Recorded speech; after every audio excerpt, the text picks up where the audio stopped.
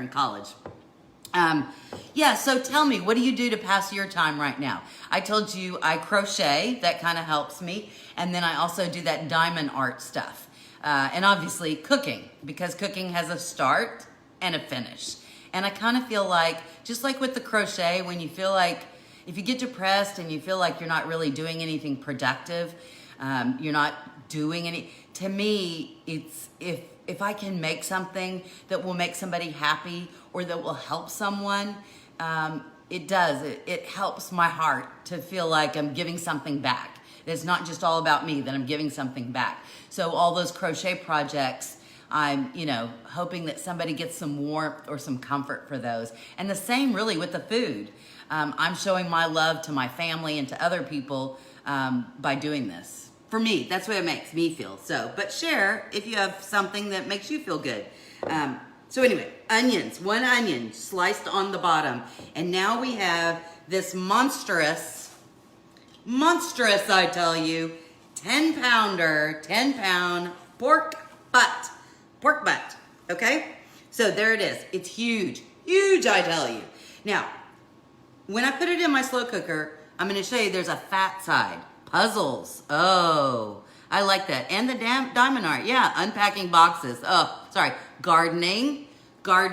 See, I don't like gardening, I don't like to go outside. You've seen I don't like to get my hands gross. And today, there's gonna be grossness. Anyway, pork butt. You'll see the meat side, right? You can see the meat side. On the bottom side, once I flip it, you're gonna see that that's called the fat side, and that's got fat on it. Now, on this side, I'm just gonna do a little seasoning. So I'm just gonna do basic, what I have, right? Salt, which is, I put salt on everything. I know you people are like, measure, Cindy, but I don't. And then pepper. And this is a big sucker, right? This is huge. Garlic. And I'm gonna put, just because I like the smoky flavor, working on, crochet quilt, sew mask, work on scanning old family pictures. That's cool.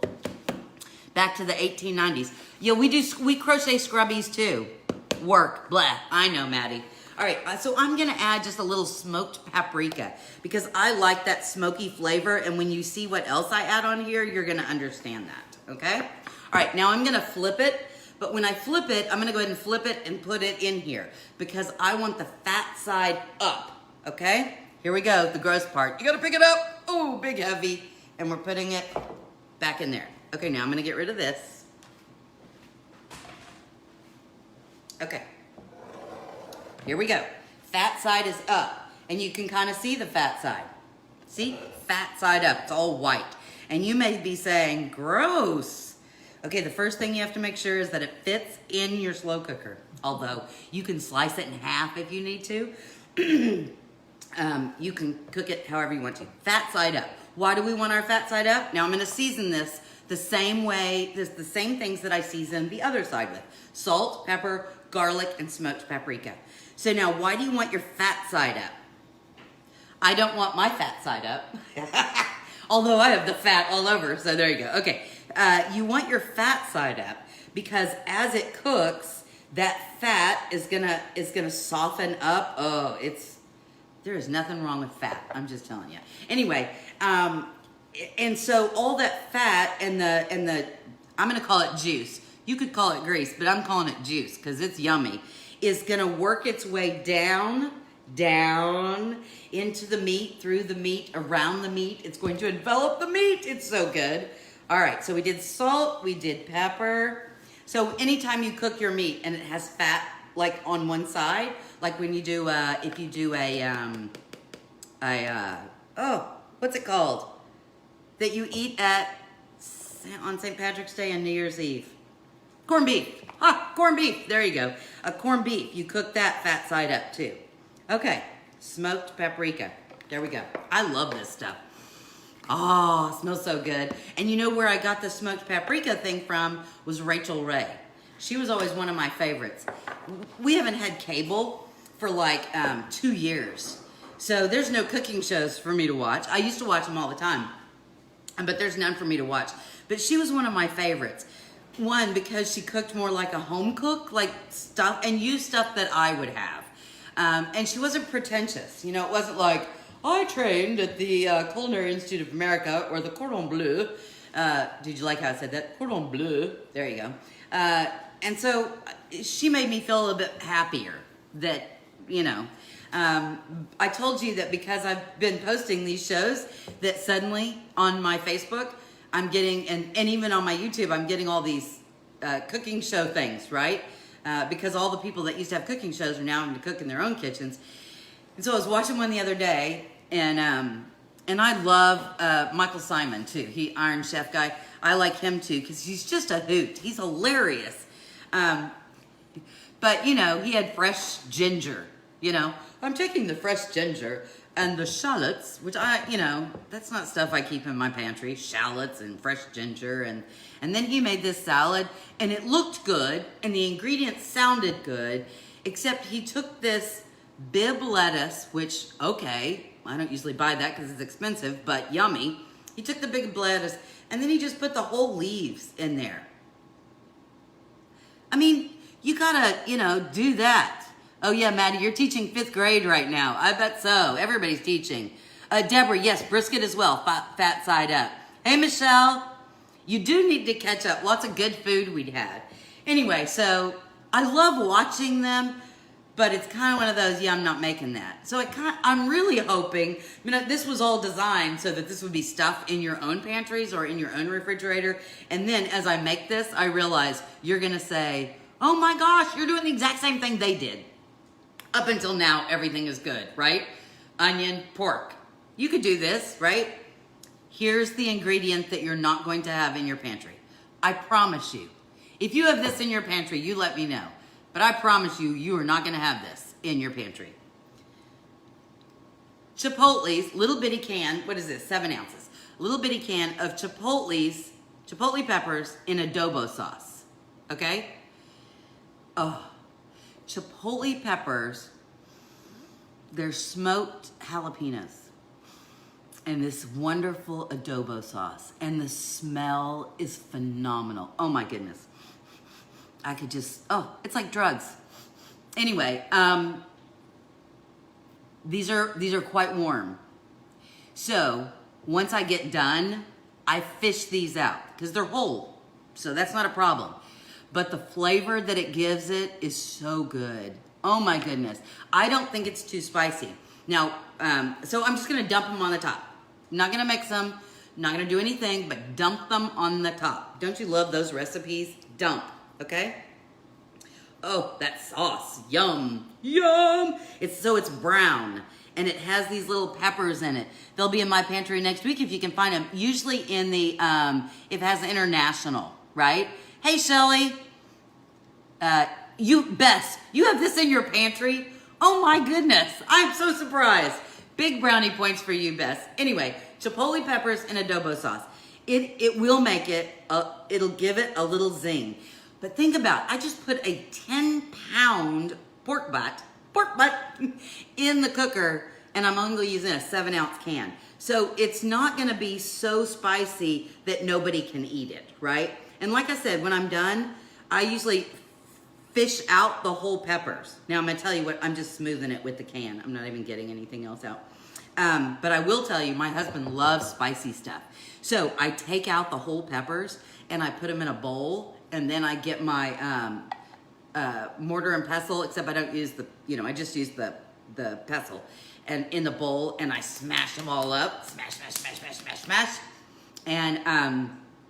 and then he has that sauce, and he puts that sauce on his tacos. Now that's a little yah, right? So you might not want to do this. All right, so that's the #1 secret ingredient, okay? Chipotles, although look at the English on this.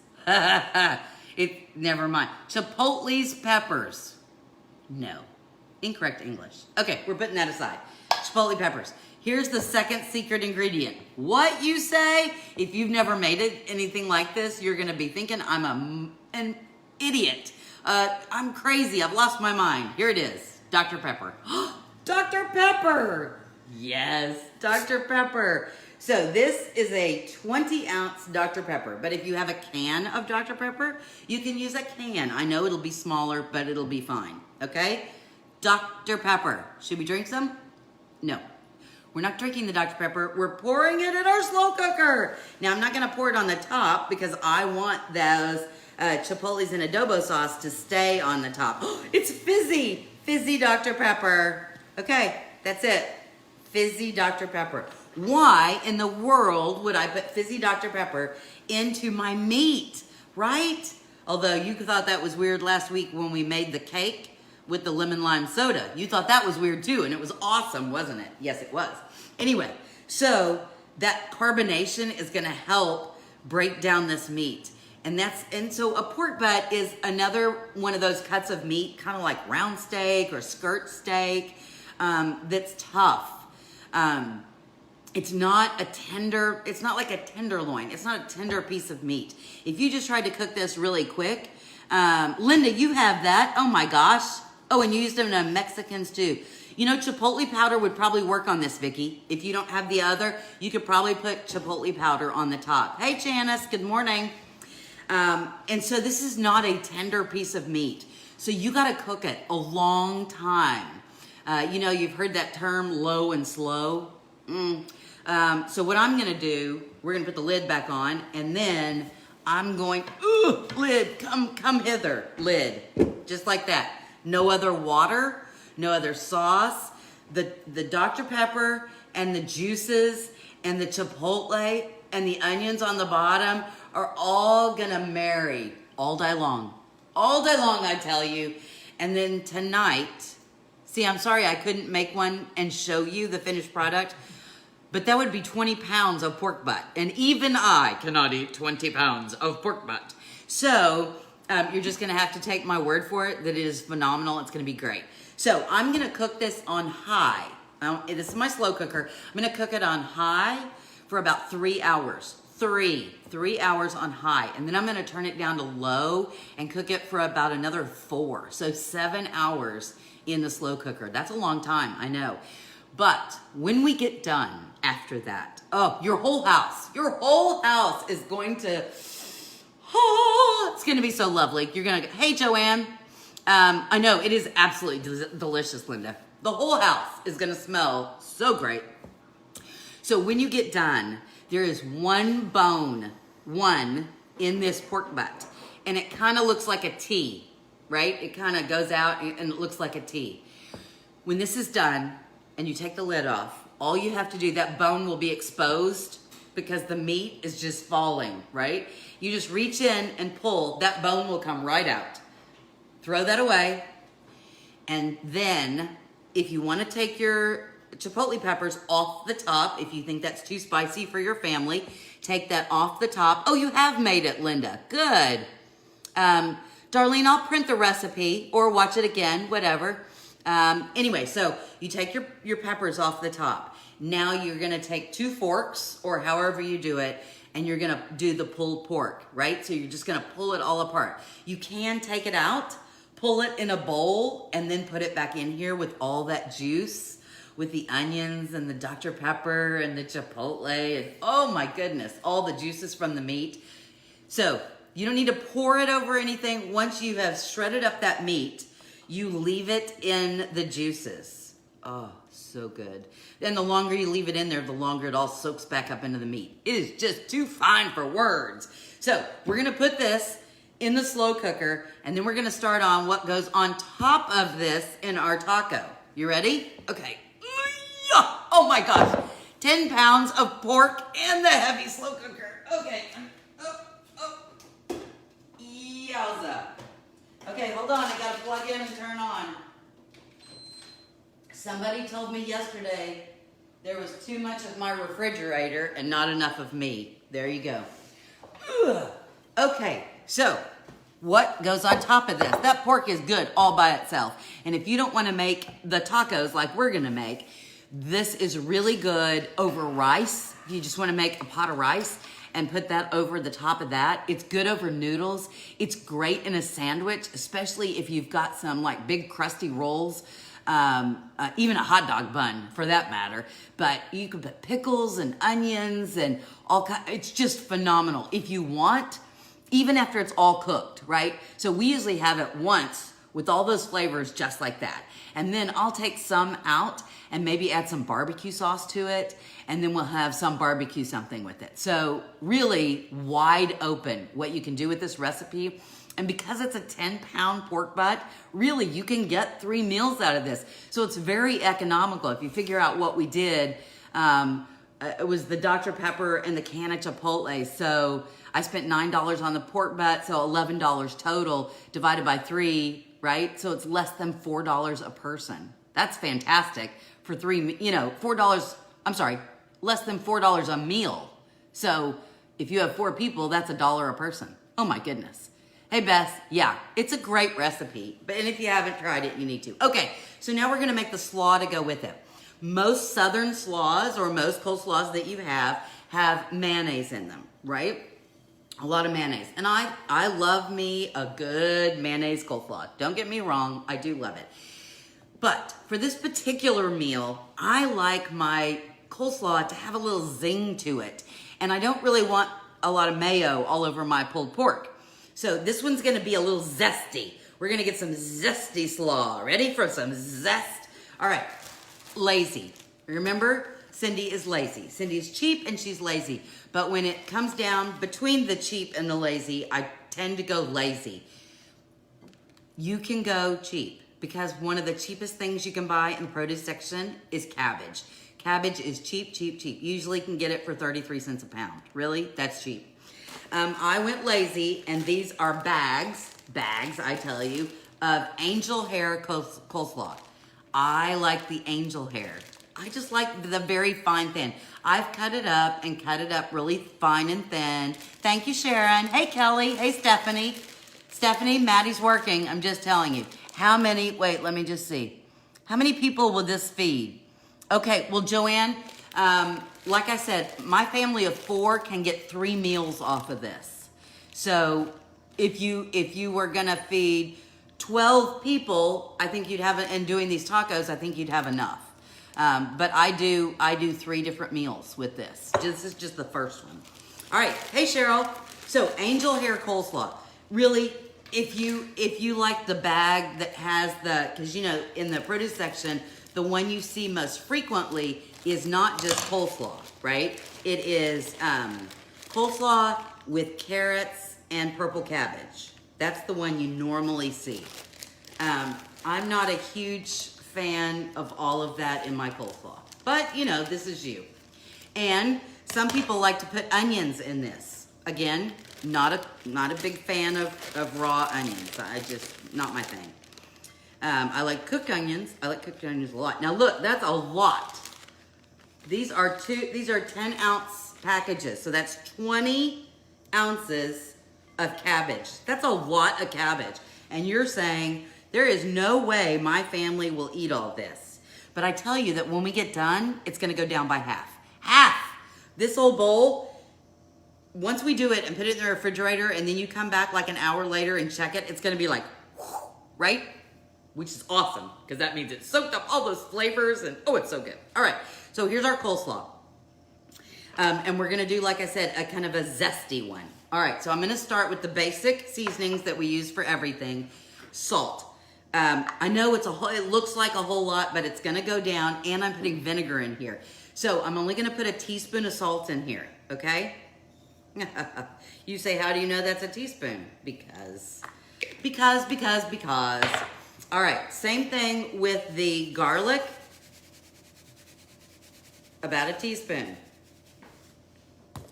Pepper. Now I like it zesty. You may not. But I'm gonna put the same, about a teaspoon of pepper. Ooh, good pepper. All right, now here we go. 3 tablespoons. I know it's a lot. You're gonna say that's a lot of sugar. 3 tablespoons. 3 tablespoons, I tell you. But the thing I like about this coleslaw is it's got a zing to it, but it's also got that sweet. So you get almost the sweet and the sour of this coleslaw, and then with that velvety, melt in your mouth pork with that hint of spice. Oh, see, perfect. Okay, so 3 tablespoons of sugar going in there. Hello, sugar. It's all good. All right. And now we're gonna need vinegar. Now I'm using apple cider vinegar. Again, it's a different flavor. If you only have white vinegar, you certainly can use white vinegar. It's not gonna kill it, but I kind of like the apple cider vinegar. For years, I suffered from really bad indigestion, like really bad indigestion. And so there was this, homeopathic whatever thing that said, I think my mother read it in Reader's Digest. Honestly, that's where I think it came from. That you should drink a tablespoon of apple cider vinegar every day and that would help it. Oh my gosh. So I did it for like 2 weeks. And you talk about when you have really bad indigestion and then you take that tablespoon or teaspoon or whatever it was, apple cider vinegar, it burned all the way down. Oh, I don't want to I'll take the pill. Thank you very much. Okay. So a 1/4 cup of apple cider vinegar. So good. And then we're going to need some oil. Now, this is extra virgin olive oil. I don't normally use olive oil, and you've heard me say this. I usually use just regular vegetable oil or canola oil or stuff like that when I'm cooking. And I do that because when you're cooking, I don't think you can really taste the really great oils, right? I don't think you can taste it. It's the other flavors that overpower it.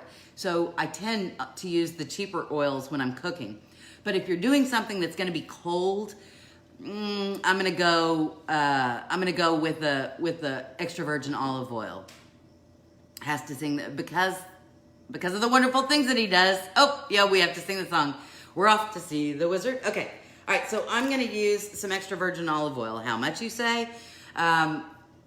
Normally I would do double of whatever vinegar, but I'm not gonna do double. I'm gonna do about a 1/4 cup of this as well. Okay, and I'm not measuring, because I just know. Okay, there's about a 1/4 cup of that. So good. All right. Now, you do not have to do this. You do not have to do this part. And I'm telling you don't have to do this part because I said to you, this coleslaw does not have mayonnaise in it. Remember I said that? I said does not have mayonnaise. But our pulled pork has got that zing from the chipotle peppers in the adobo sauce. And so I can't help myself. We like spicy. I cannot help myself. So for our family, I'm adding a shot of sriracha mayo. Oh yeah. If you were old, except this bottle's almost empty. If I was old, squirt, there we go. Yeah, sriracha mayo. Oh, so pretty. Okay. It's just gonna give it another yeah. If you're old and you could do the Emerald Lagasse thing, this would be it. Okay. You see, this is a huge bowl. And then I'm gonna have trouble getting it all mixed up, right? So you can do it this way. This is the polite way, okay? This is the polite way of mixing this. Have you watched this show much? Do you think I am the polite girl? No. Normally, I just stick my hand in there, but you know how I don't like to get my hand gross. Using one. You ready? So, I just put a glove on, and now I'm just gonna toss it. Tossing, oh, so good.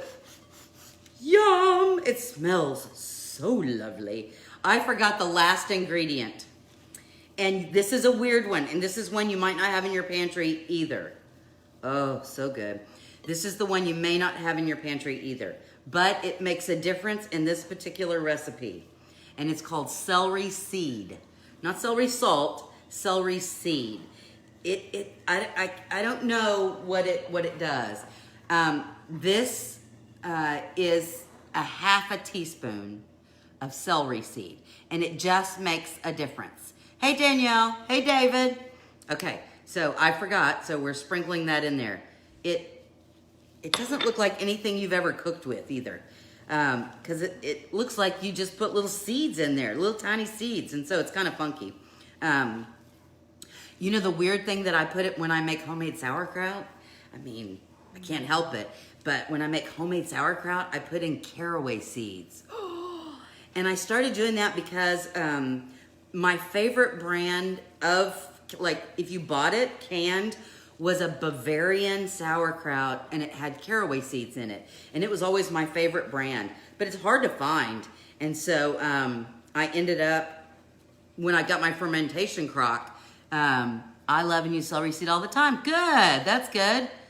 Hey Diane, good to see you. You have the same tongs? Mine are falling apart. Bam, I should have done the bam, shouldn't I have? Bam. Okay, anyway. Now, remember I told you it was gonna go down? Get off of the glove. Okay, remember that I told you it was all gonna go down and it was puffed like over the top? Look at that, it's already gone down significantly. See, it hasn't gone down by half, but it's gone down significantly. And once I wrap this up, I put something, plastic wrap over the top of this, or foil or whatever, and I put it in the refrigerator for about an hour. It's gonna go down even further. And it's just all those flavors are gonna meld and come together and be lovely. Okay, so when you finish that,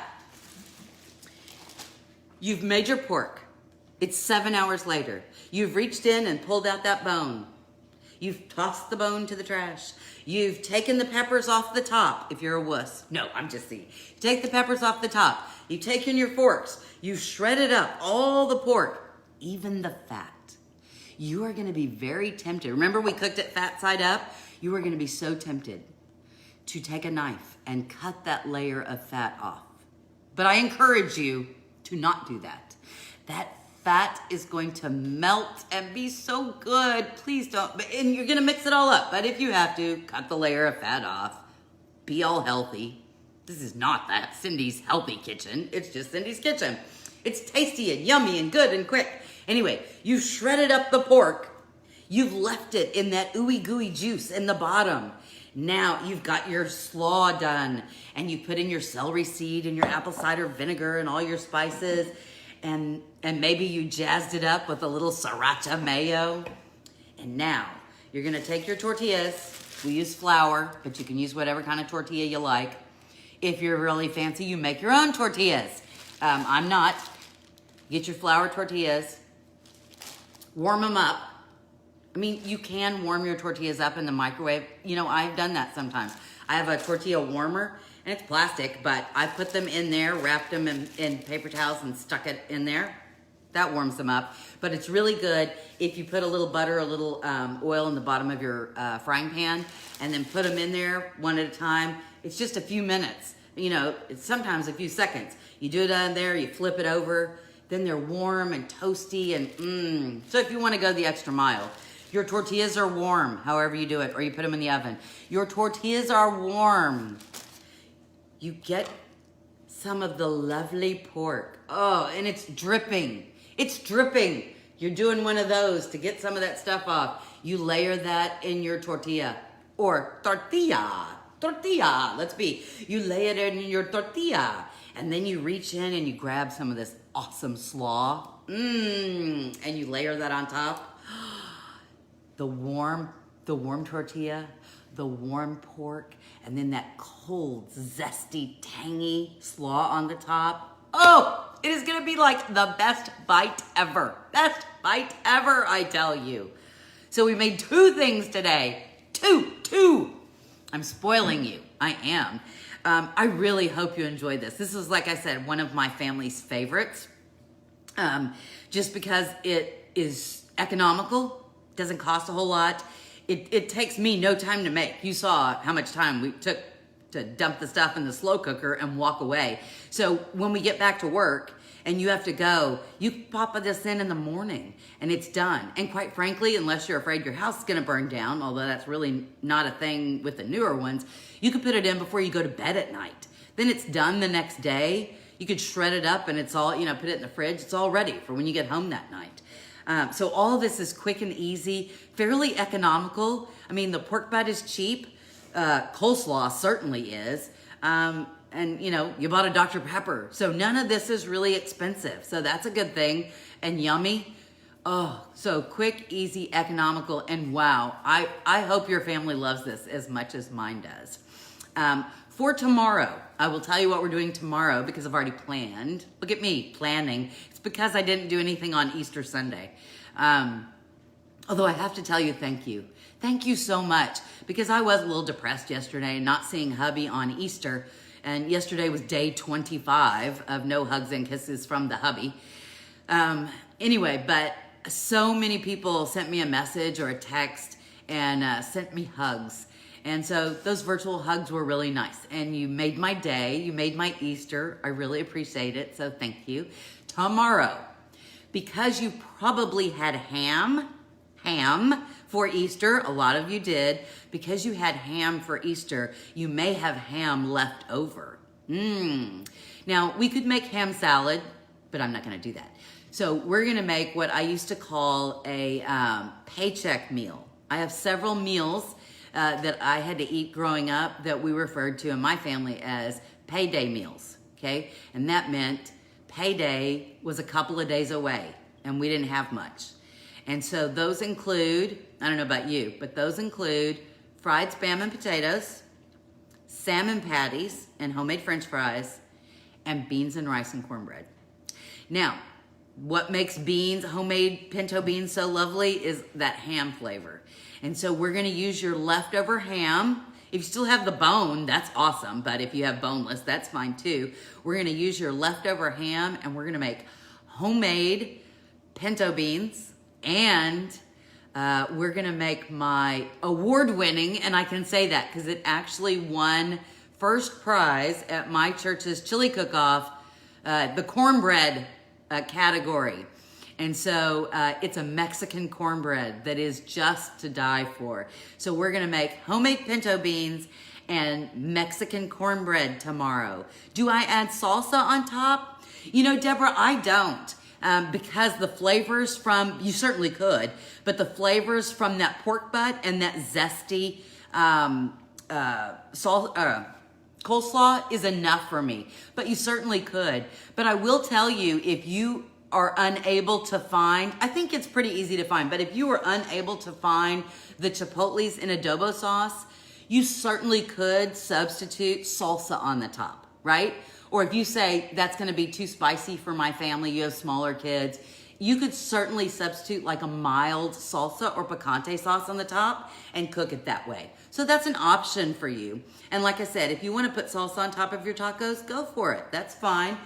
Mine are spicy because I have the chipotles and I put the sriracha mayo in my slaw. So this is like zingy, zesty, zippy. We got all kinds of adjectives going on this meal.